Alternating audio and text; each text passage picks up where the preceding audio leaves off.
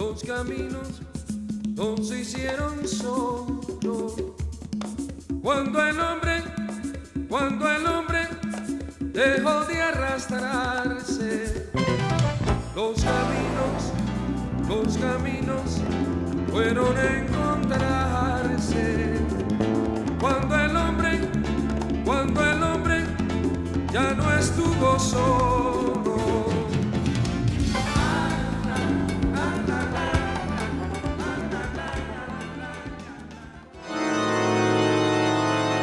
En apenas 72 horas, las tropas comandadas por Fidel Castro derrotan a la fuerza expedicionaria entrenada por Estados Unidos. En alta mar, unidades de la Armada norteamericana observan cómo arde el barco Houston sin poder reembarcar a la Brigada 2506 que se rinde en masa. El gobierno de John F. Kennedy admite su participación en la agresión y se responsabiliza con la derrota.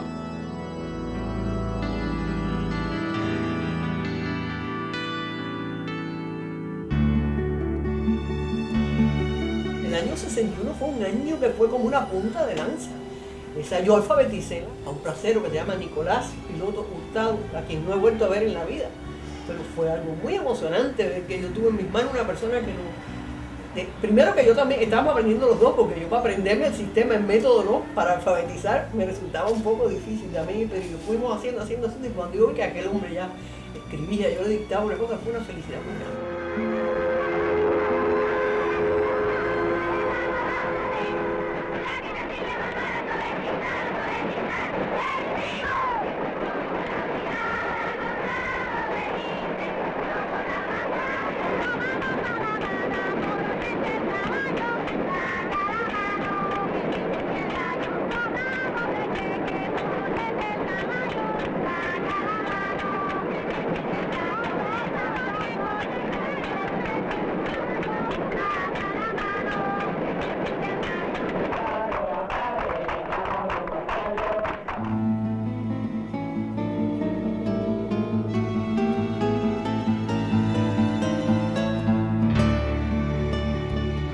Vamos a proceder a izar la bandera con la que el pueblo de Cuba proclama ante el mundo que Cuba es ya territorio libre de analfabetismo. Esta victoria extraordinaria, ganada por nuestro pueblo en medio de bloqueos y de agresiones, eso es socialismo. Mucho tiempo después yo me di cuenta que esa campaña de alfabetización fue clave para mi desarrollo, porque fue abrirme a mi entorno, participar en mi entorno, entender elementos que nunca hubieran entrado en mi vida. No solamente era enseñar a leer y escribir, sino era también encontrarme con una identidad. ¿Quién me iba a decir a mí que mucho tiempo después muchas de esas personas iban a pedirme, iban a ir a un lanzamiento de un libro mío, porque me recordaran, porque entendieran más o menos lo que yo escribía o lo que escribo? Pero es una perspectiva muy enaltecedora, muy noble. Nunca hice, yo creo, que un gesto más noble como intelectual. En aquellos instantes, por supuesto que había corrientes estéticas, por supuesto que había historias de esas corrientes estéticas, de esos grupos que se habían unido por una afinidad o por otra, o por un interés o por otro, y que criterios distintos tenían. Yo creo que la reunión de Fidel con los intelectuales fue una reunión que impuso la vida para situar las reglas del juego, porque el periódico Revolución y la revista Lunes de Revolución no eran ni malos ni buenos, simplemente tenían objetivos y teníamos también que podernos expresar y hacer que se discutieran los problemas no a base de prejuicios o exclusiones. Los distintos compañeros han expresado aquí un sinnúmero de puntos de vista con sus argumentos. En el fondo, el problema fundamental que flotaba aquí en el ambiente era el problema de la libertad para la creación artística. Un tema discutido en todos los países donde han tenido lugar revoluciones profundas como la nuestra. Cuando se convocó aquella reunión en la Biblioteca Nacional, que fue muy caliente, fue muy fuerte, muy fuerte, muy fuerte. Yo recuerdo que había alguien que decía, cultura dirigida sí, sí tal cosa, pero cultura dirigida no. Yo hasta había tomado notas, pero las notas desaparecieron. Ahora hubieran sido de mucho valor, unas noticas que yo, porque aquello era muy fuerte.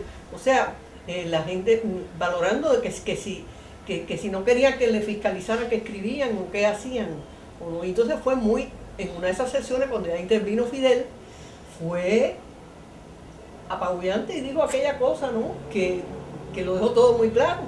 Allí estaba Lezama, estaba Virgilio Piñera, estaban los creadores de este país, no solo los intelectuales, porque el intelectual tiene alguna diferencia con el artista, pero estaban allí los artistas de este país, muy dudosos siempre y muy advertidos de la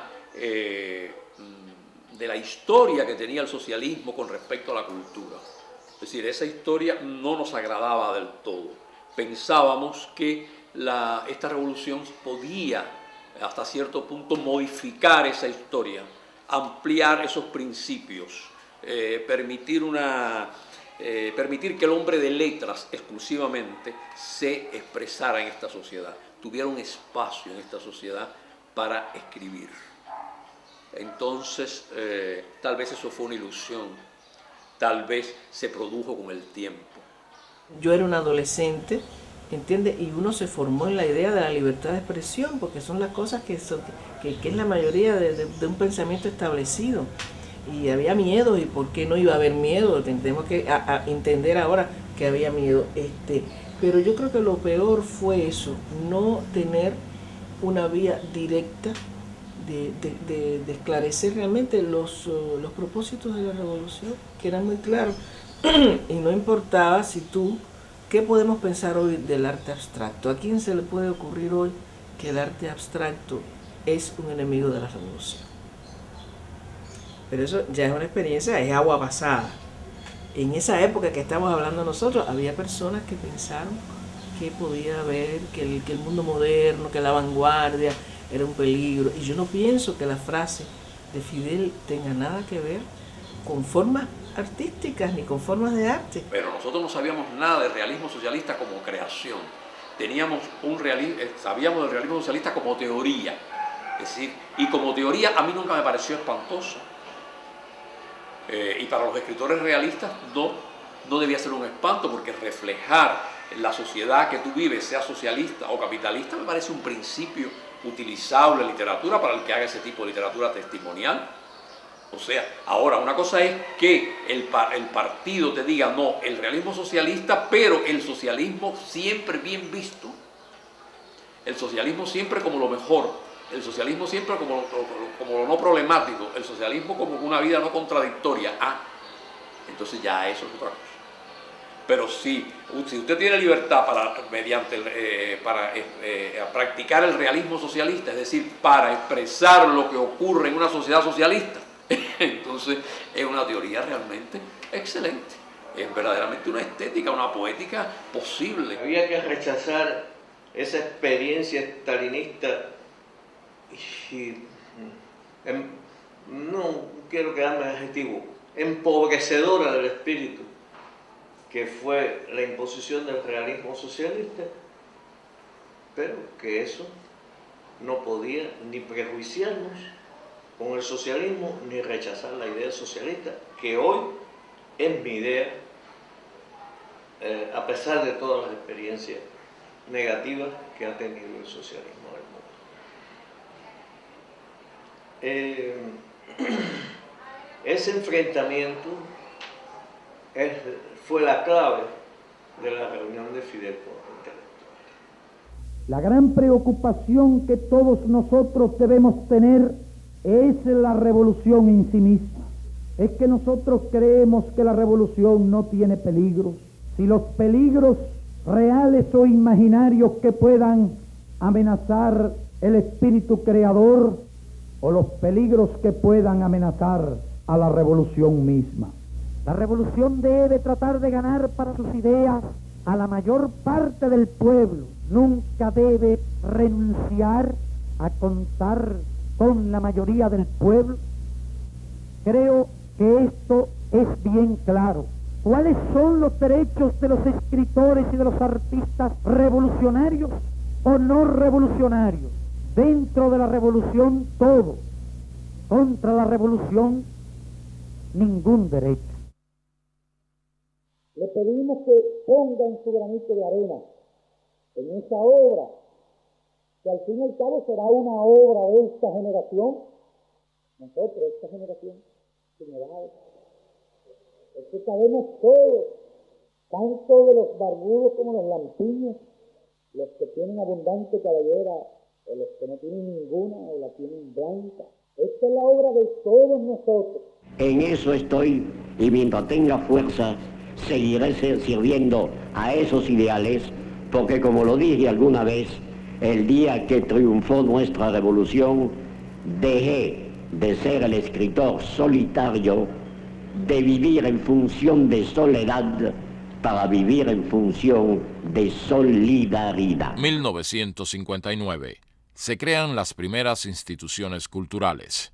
La intelectualidad artística y literaria se siente realmente protagonista y lo asume a conciencia de que vive un momento excepcional para la realización de sueños de creación y de reconocimiento social. La tirada de 100.000 ejemplares del Quijote y su venta a precios módicos marca el punto de partida de la Imprenta Nacional de Cuba dirigida por Alejo Carpentier.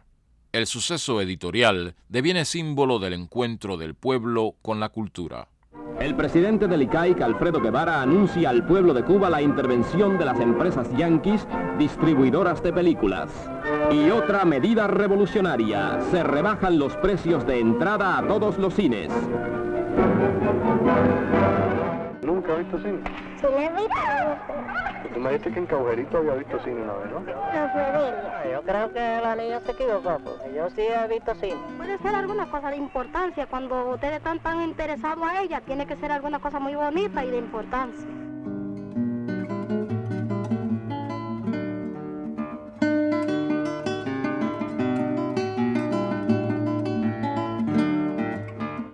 Desde el principio fuimos muy conscientes de que no podíamos competir con una cinematografía que tiene todos los recursos del mundo y que nosotros no teníamos, solamente una realidad muy rica, y aspirábamos a tener suficiente creatividad como para, con los elementos esenciales, poder hacer películas que fueran interesantes y que se colocaran en otro terreno distinto del cine americano.